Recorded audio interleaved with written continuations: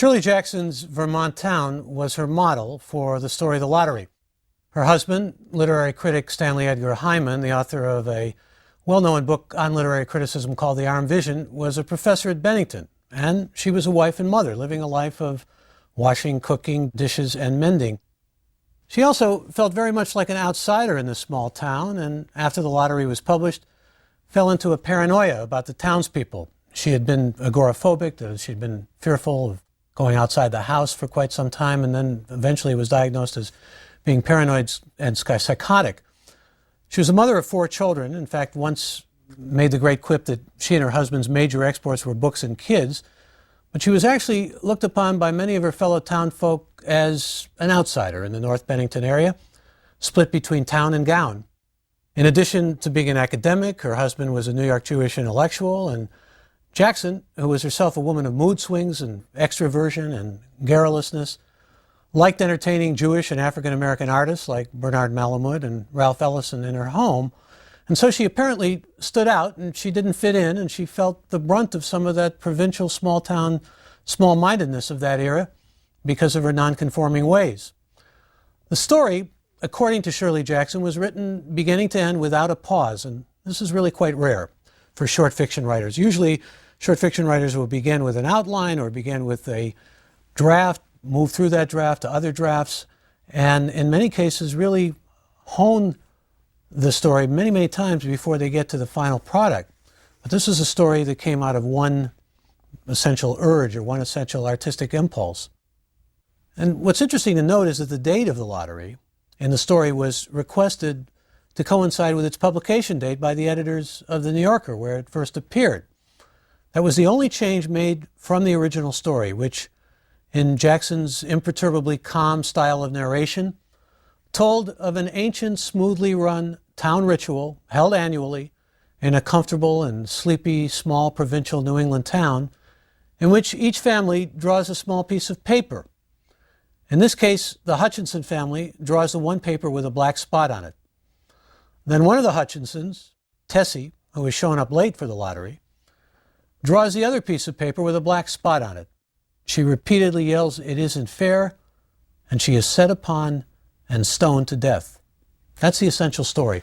But notice how this story begins. And it begins in a similar vein to what we found in Catherine Mansfield's story and what is characteristic of a lot of short fiction. It begins with a kind of calmness, tranquility. The morning of June 27th was clear and sunny with the fresh warmth of a full summer day. The flowers were blossoming profusely, and the grass was richly green. The people of the village began to gather in the square between the post office and the bank around 10 o'clock. In some towns, there were so many people that the lottery took 2 days and had to be started on June 26th. But in this village, where there were only about 300 people, the whole lottery took less than 2 hours. So it could begin at 10 o'clock in the morning and still be through in time to allow the villagers to get home for noon dinner. The children assembled first, of course. School was recently over for the summer, and the feeling of liberty sat uneasily on most of them. They tended to gather together quietly for a while before they broke into boisterous play, and their talk was still of the classroom and teacher, of books and reprimands. Bobby Martin had already stuffed his pockets full of stones, and the other boys soon followed his example, selecting the smoothest and roundest stones. Now, at this point, again, things are kind of clearly calm. Boys are collecting stones. We don't know why they're collecting them for any other reason than boys might normally collect stones. They're still talking about school and about teacher reprimands and things of that sort. There's no real indication that something really shocking is going to take place, which, of course, is part of the power of the story.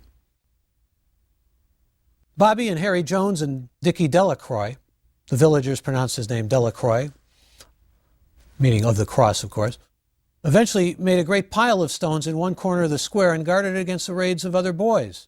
The girls stood aside, talking among themselves, looking over their shoulders at the boys, and the very small children rolled in the dust or clung to the hands of their older brothers or sisters. Again, there's nothing untoward here. There's nothing unusual. There's nothing that would grab our attention in any way other than to associate what's going on with normality. And this is a pretty normal community. Soon, we're told, the men began to gather, surveying their own children, speaking of planting and rain, tractors and taxes.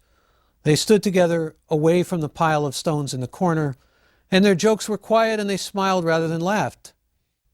That might be a slight hint, but looking at their children, smiled rather than laughed, but for the most part, everything is, again, pretty much quiet.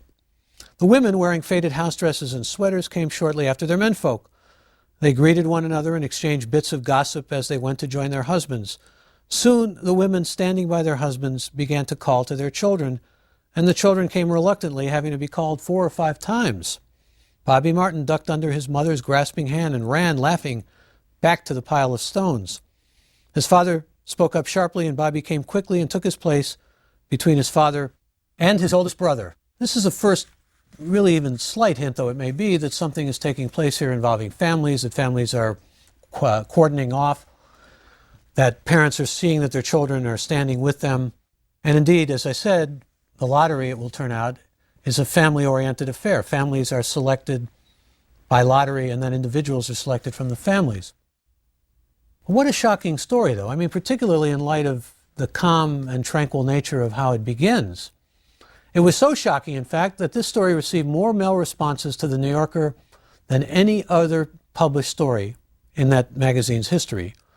And Jackson said of that initial flood of responses, the respondents gave her a view of human beings as being, quote, gullible, rude, frequently illiterate, and horribly afraid of being laughed at, end of quote. Even Jackson's mother scolded her about the story.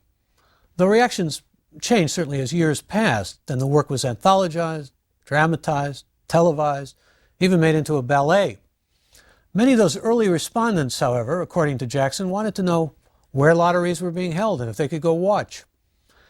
She characterized the responses to the story, which included many canceled subscriptions to the New Yorker, and the banning of the story in the Union of South Africa, which at the time, of course, was living under apartheid, and Jackson said demonstrated that they really understood the story.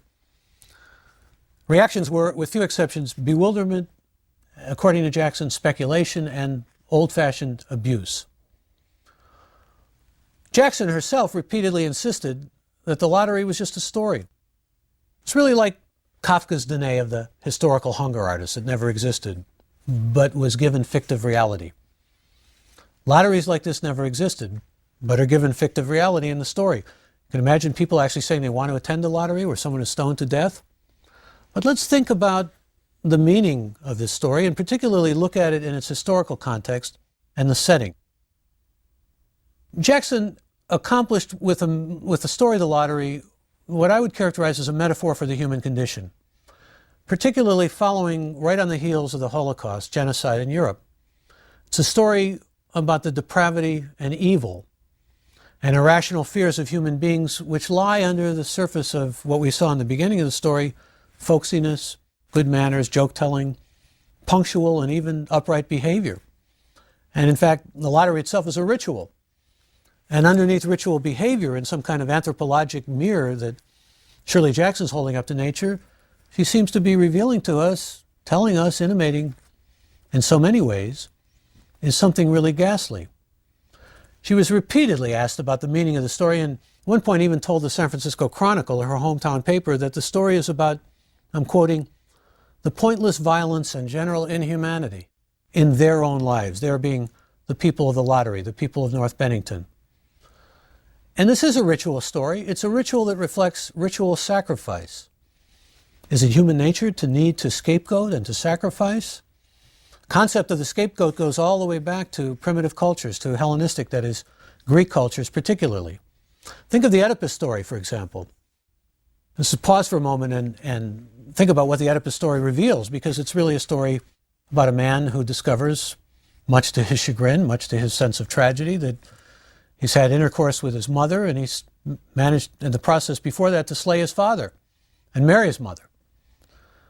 Well, the Oedipus drama was performed in the spring, and what it represented was a sacrifice of Oedipus the king, and a sacrifice that he had to go through as a kind of cleansing. And that's really what goes on in Thebes. And when you think about even the great story of Christ, it's a story of cleansing, it's a story of rebirth that's associated with the spring. So here's Oedipus performed in the spring. Here's the idea of the Christ story, and so many other Osiris, Egyptian myths that are located, ancient myths, in the idea of the spring being linked to the resurrection of a god that comes from that god being scapegoated. And what's being celebrated is fertility. What's being scapegoated against is barrenness or sterility. The idea is somehow that, for example, in springtime, around Easter, there's all these fertile symbols of rabbits and eggs, is directly linked to works like Fraser's The Golden Bough, an anthropologist who became one of the major sources for T.S. Eliot's The Wasteland. I mean, think about those ancient people living through managing to survive and endure a winter, the cold of a winter, the harshness of it, the privation, things are not able to grow, so there's not really the fertility that then comes again in the spring. And feeling really the impulse to find rituals that will placate and propitiate the gods that were somehow holding them bound to the seasons, and show their thankfulness and their gratitude to the gods when the season would change to spring and it would no longer be cold, and they could find that things were growing soon again. Lottery in June, corn be heavy soon. That's a phrase that someone remembers from way back. In fact, there's one man, Old Man Warner, who goes way back generations to the lottery.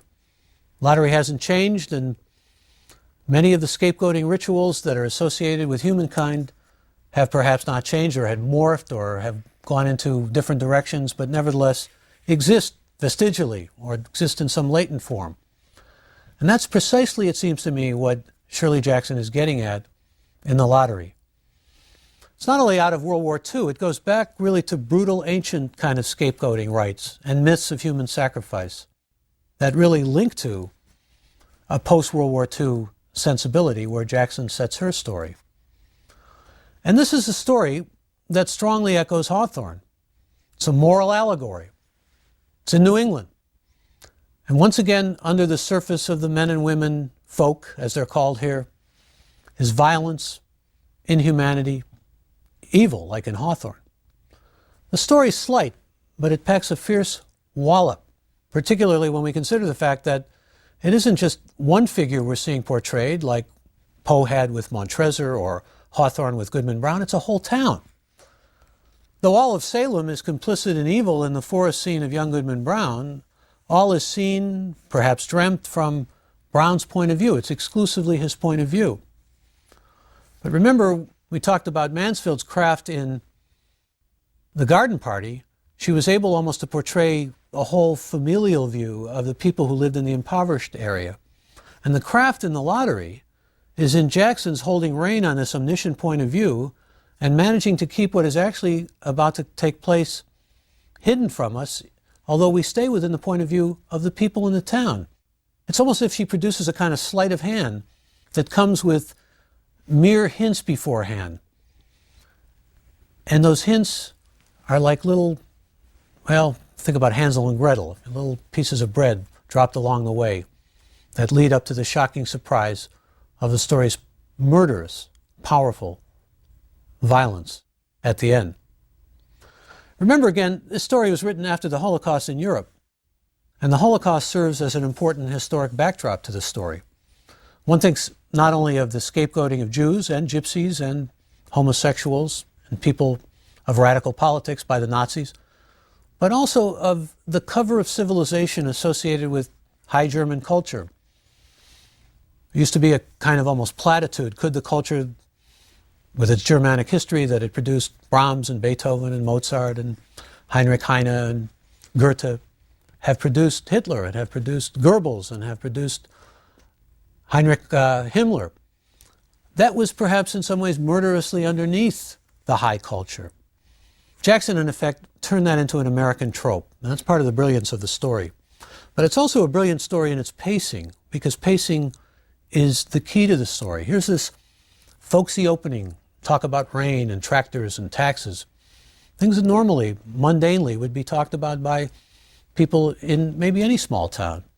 And the talk of the women and the children and the stone collecting, with a purpose that is only revealed later on in the story.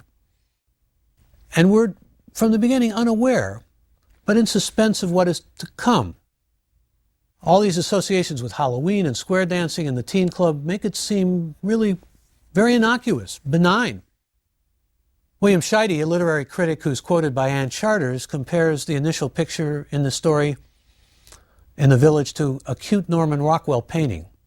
A cute Norman Rockwell painting. But then we have these little drops of hints along the way. The word soberly, connected to Mr. Summers. Mr. Summers is the man essentially who oversees the lottery, who is the MC, if you will, of the lottery, who conducts it. It shifts that initial mood, as do three little words, the sudden hush that falls on the crowd and follows the first break in the story. And then you have another break and a reference to Mrs. Delacroix holding her breath and the long pause, a breathless pause that follows the next section. All of this just kind of gently and in a formidable way, leading up to Mr. Summers going through the names of the people in the community from A to Z. Let me take you, in fact, to this place after Mr. Summers has announced the name Zanini. Begins with Adams, by the way, and maybe we can read something allegorical into that. I'm not sure what Zanini could be seen in allegorical, but certainly Adam has strong allegorical suggestions of Genesis. But after he says Zanini, there was, we're told, after that, a long pause, a breathless pause, until Mr. Summers, holding his slip of paper in the air, said, "All right, fellows." For a minute, no one moved, and then all the slips of paper were open. Suddenly, all the women began to speak at once, saying, "Who is it? Who's got it? Is it the Dunbars? Is it the Watsons?" Then the voices began to say, "It's Hutchinson, it's Bill. Bill Hutchinson's got it." "Go tell your father," Mrs. Dunbar said to her older son. People began to look around to see the Hutchinsons. Bill Hutchinson was standing quiet, staring down at the paper in his hand. Suddenly, Tessie Hutchinson shouted to Mr. Summers, "You didn't give him time enough to take any paper he wanted. I saw you. It wasn't fair." "Be a good sport, Tessie," Mrs. Delacroix called, and Mrs. Graves said, "All of us took the same chance."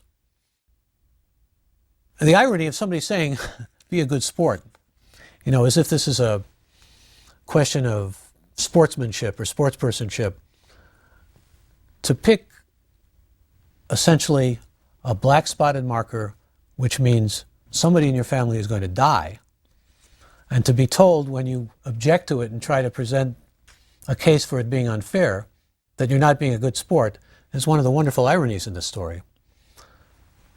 But it's also so well paced because there's very little that makes us suspect that anything like this horror of stoning somebody to death could be taking place. We don't know, and that's part of the suspense of the story. I suppose by today's standards, you might be reading a story like The Lottery or seeing a film of it and thinking, well, we've been so shocked in this post-World War II era that The Lottery maybe doesn't seem so shocking anymore. And yet it is, it seems to me, still quite shocking. And think about how shocking it must have been for the audience at this time and why they reacted in this extraordinary way, canceling subscriptions, saying rather untoward and unseemly things to Shirley Jackson about how she must have cooked up the story in hell and must be an agent of Satan and all the like. The pacing even can be seen in that innocuous reference I read early on about the pronunciation of the Delacroix name, which is somewhat suggestive and contributes to the allegorical feel of the tale, like the name Adams. After the selection of Tessie as the scapegoat and Tessie's objection to the unfairness in the selection, Mrs. Delacroix says, "Be a good sport." Well, it's not only the pacing, it's the irony, especially in such language as that has not been evident despite all of the dropping of clues, the ominous presentiments, because we don't know what precisely is going to occur until it does actually occur. The story moves from the boys gathering stones to Tessie's forgetting what day it was. And by the way, that's a very important detail, because Tessie's the one who selected, and she turns up and she said, "Well, clearly Plum forgot what day it was and was doing the dishes and all this." You have to stop and pause and think, is it therefore accidental that Tessie is chosen? Mr. Summers, we're told, talks interminably to Mr. Graves and the Martins. And then suddenly he says, let's finish quickly. And then the action is on. This is really a very well-made, well-constructed tale, building suspense by making us wonder what the nature of the lottery is and essentially what's going to occur. Now, the characters are somewhat flat. They're one-dimensional. They're really stereotypical. They're stock American characters. What matters in the story is the plot and the impact of the plot. Tessie Hutchinson's a pretty flat character. But again, there's all that strange sense of, why is she late? And she's the one who objects to the outcome of the lottery. Does that make her perhaps more marked in some way? She even tries at one point to bring her married children, their names are Don and Eva, into the drawing. And so here's a woman who's ultimately selected, who's the only one who's late, who objects to the lottery, who thinks that her children maybe should be brought in, who's ready to sacrifice one of them rather than her present immediate family. And therefore, is Tessie more than just a random scapegoat? That's one of the wonderful questions that's left kind of up to the reader to decide, because there's no explicit working out of any kind of conclusion along those lines by Shirley Jackson. We have characters, as I said, who are fairly flat and in many ways, like Old Man Warner, symbolic. Old Man Warner instills the traditional nature of the lottery and how it needs to be maintained essentially through the years, despite changes that have been brought about through the decades. It's his 77th year, and the text quotes him in a very revealing way of the decades of tradition, which Jackson also makes an important motif. The lottery, in its ritual form. There's a black box, there's a three-legged stool, there's paper, but there once were chips of wood. And Mr. Summers' formal questions are identifiable with items that have passed on, such as the recital and the salute, which no longer exist. What's Shirley Jackson revealing to us here about the nature of ritual? It changes, and it can have many things underneath it that we don't even recognize, many terrifying things. But even though it changes, there are those who insist on keeping the rituals, even though rituals can be scapegoating and can be dreadful, horrific. There are those like Old Man Warner who say, pack of fools think that they should do away with the lottery. Who ever heard of such a thing? Almost the idea that any kind of youthful idealism that wants to change the nature of what exists ought to be looked down upon. But it's even deeper than that. It's the idea that you shouldn't, well, if it ain't broke, don't fix it. But what's broken here is the whole ritual itself, because it's primeval, with an emphasis on the word evil, I think. And the town itself, although, as I said, we don't have really rounded or fully drawn characters, the town takes on a communal character. Little Davy Hutchinson, that is the son of Tess, is given pebbles to cast, like casting the first stone, thinking of the Bible, but also all this Oedipal Freudian stuff about a boy and his mother, casting stones at his own mother. This reveals the essential inhumanity of the villagers, which even goes down to the children, even where motherhood is concerned. Jackson's omniscient narrator tells us, although the villagers had forgotten the ritual and lost the original black box, they still remembered to use the stones. And that, of course, is the frightful and most climactic and compelling point in many ways of this story. That you may have rituals changing, mutating, altering through the years, losing some of their accoutrements. But what doesn't change is what's at the heart of the ritual, and in this case, the heart of the ritual is scapegoating. It's the need to have someone be a scapegoat. Is scapegoating common, ubiquitous in the human condition? Well, it's certainly one of the questions that one walks away from Shirley Jackson's story asking oneself, and asking oneself in some pretty serious ways. That is, when you look back, well, it was James Joyce who said, history is a nightmare from which I am trying to escape, the words of his character, Stephen Dedalus. Is history kind of a repetitive nightmare of rituals involving scapegoating, of communal rituals involving sacrifice? I mean, when you think about it, scapegoating is another form of bigotry. It's another form of small-mindedness. The need to scapegoat, let's say, people based on their color of skin or on their ethnicity or on their nationality or on whatever the tradition says somehow ought to scapegoat. But the story is ultimately a horror story. It's a shocking story in the tradition of Hawthorne's Goodman Brown and Poe's The Cask of Amontillado. Shirley Jackson was known mostly for this story. In fact, Shirley Jackson probably will always be known for this story. But she was also the author of a number of novels and other short stories, children's books. Some of her short stories were published in many of the most popular women's magazines of the day. And this was really an outlet for many women writers who, again, were just beginning to really get the kind of recognition with writers like Jackson and Flannery O'Connor that they had much longer than that deserved. Women's magazines like McCall's and Women's Day and Good Housekeeping had stories that were geared toward what was considered, well, the role of the housewife and the interests of the housewife, which you can see that in all the old advertisements and popular culture. It was essentially to take care of the family, to be in charge of the kitchen and the laundry and those worlds, while the husband went out, talk about ancient rituals, like a caveman, and brought home the beef or whatever.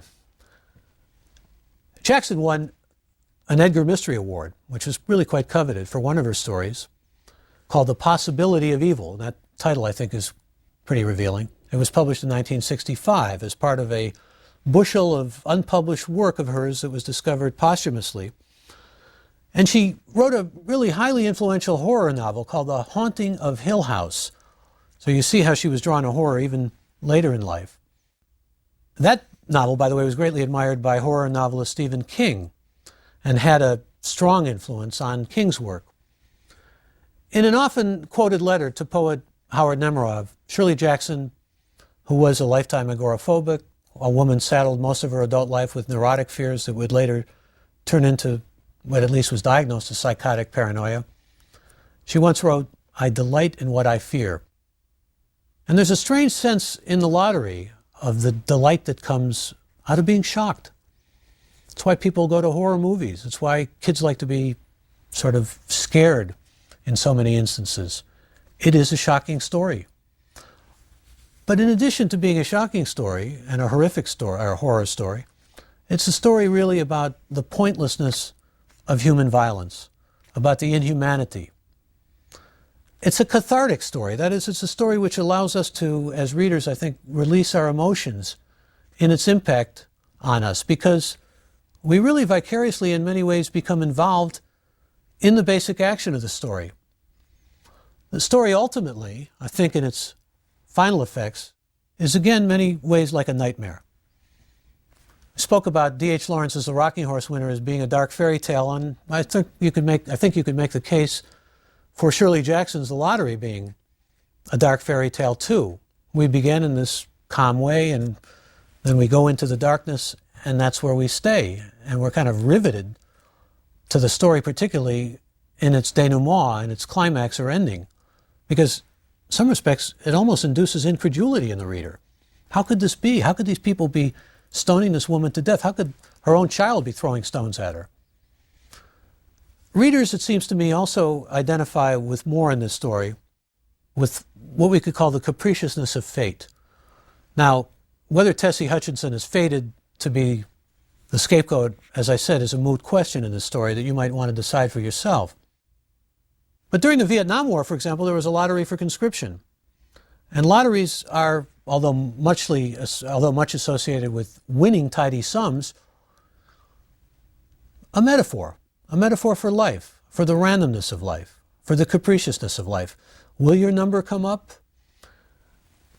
There you get into the whole sense of kismet and fate once again. If you're going outside, let's say, and a car happens to be speeding toward you with an alcoholic driver behind the wheel, in all possibility your number can come up. I'm talking, of course, in a greater metaphysical sense here. As Twain and other writers have gone to great lengths to show us, that's often how life works, much to our unhappiness. That is, our number comes up, and how it comes up isn't necessarily anything but random. And there were, in fact, lotteries that were held in small towns like the one that's pictured in The Lottery, the story of The Lottery. Tessie wins, in effect, but her victory costs her her life, and it's consummated by this random, capricious, luck-based process of selection, which is, as I said, a much greater metaphor for the human condition, I believe. Think about the effect of that final sentence, and then they were upon her. What a climactic power it has. It's the story's conclusion, and its effect on a reader is one of horror. The horror, the horror, as Joseph Conrad's Mr. Kurtz says in The Heart of Darkness. In this story, horror penetrates deeply into the consciousness of readers, as we saw in Poe, and we saw in Hawthorne, and as we saw in Gogol, and immerses us once more, as Conrad does in Heart of Darkness, much more explicitly than Jackson, in what lies behind the veneer of civilization, its barbarism, its savagery that reside in the darkness, in the jungle of the human heart. So from a New England-based allegorical story of shock and horror, a story which has many associations built into the human condition, we're going to make our way next to the deep south of Georgia and the world of Catholic theology and the work of another leading woman author who takes on a different kind of horror as her subject matter, but includes the possibility of grace. Our next story, yes, another horror story, but in a contemporary setting and by one of short fiction's most influential 20th century authors who is remembered, unlike Shirley Jackson, who's remembered mainly for one story, for many of her stories, but this perhaps the most memorable one of her whole oeuvre. A good man is hard to find.